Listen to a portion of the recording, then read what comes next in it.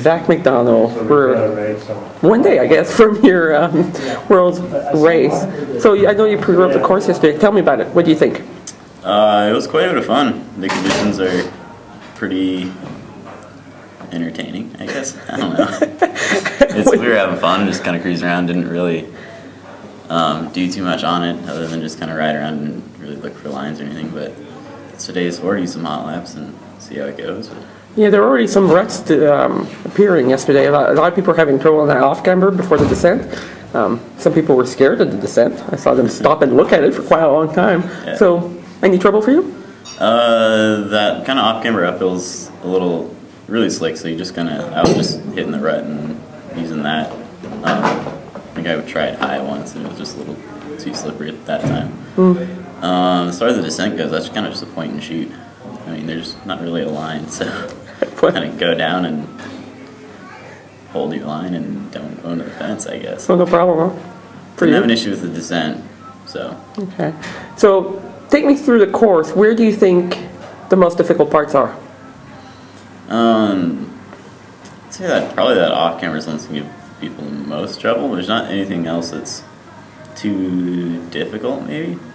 Might be difficult to go like really fast through, but I don't think anyone will be pushing that hard anyway in the corners because you just lose so much for trying to get that extra half second or second. So it's I'd say then that's pretty straightforward. How technical is it? I think it appears to be a little more technical than it is with all the somewhat drops and stuff. They're all pretty straightforward. I mean, they'll have corners in them, but they won't be.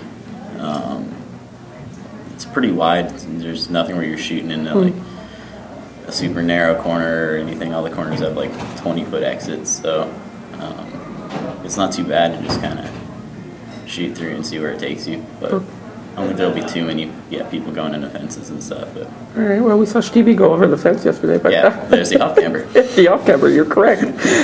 He laughed. So, you know, the ruts were already appearing.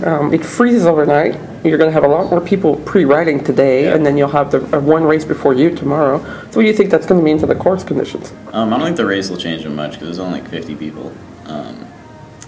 But I think today's pre-ride will probably at least beat it up a lot. I don't know if it'll change any of the kind of main lines, but it'll dig the ruts a little deeper. It'll probably make some of the corners a little easier because it'll actually be a rut. Unless the rut gets so deep that it just gets annoying, but it should be interesting to see what it does. That's why we didn't really bother with doing anything yesterday because today it'll tear it up quite a bit.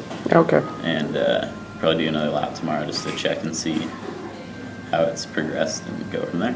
So today you're doing hot laps, so specifically looking for your lines. Yeah, because there's a huge difference between just cruising around and picking lines and then once you actually hit them at race speed, and you're like, oh, that line doesn't work.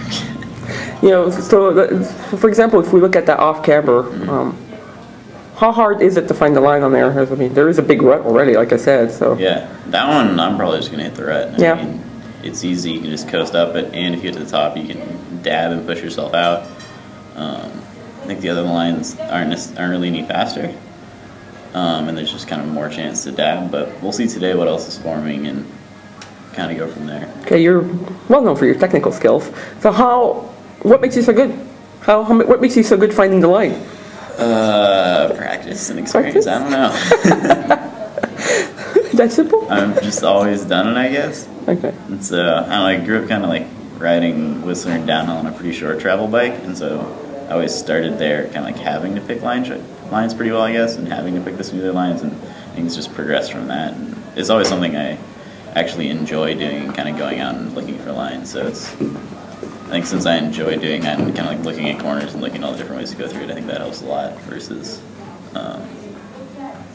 other guys who enjoy different aspects of it. So. Okay, so tell me about your racing in Europe this year. How satisfied are you? I'm pretty satisfied. There were as always, some races that you aren't too happy with, but overall I'm quite happy, and we'll see how this weekend goes and kind of use that to start setting goals for next year. Okay, I won't ask you for next year yet. We'll base that on the domestic season. Okay, I'll ask you that later when we talk again. So what's going to make it, what's a good race for you tomorrow? I don't know, it all kind of depends. I mean, it depends how the legs feel, and I mean, because You're not setting yourself a goal, or? Not really. It all depends on how I feel. I mean, 'cause if I feel terrible, I'm not going to be like, oh, I want to, like, you know, set this super high goal when I know it's not impossible. It's not possible to achieve it. So it's kind of like figure last weekend. I went from a goal like a top 15 or something like that to just scrap it all and just having fun. So Yeah.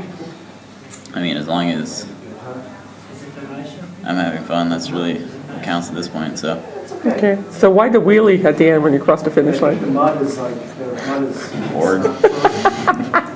Bored, huh? Because you're coming in like 20s or something, it's kind of like an awkward, what do? You just finish like the kind of grumpy Euros do and just ride across, and sometimes you do it, you're in a bad mood, and other times, what else are you going to do, you know? How long have you been doing that? Wow. Wow. Thanks, Zach.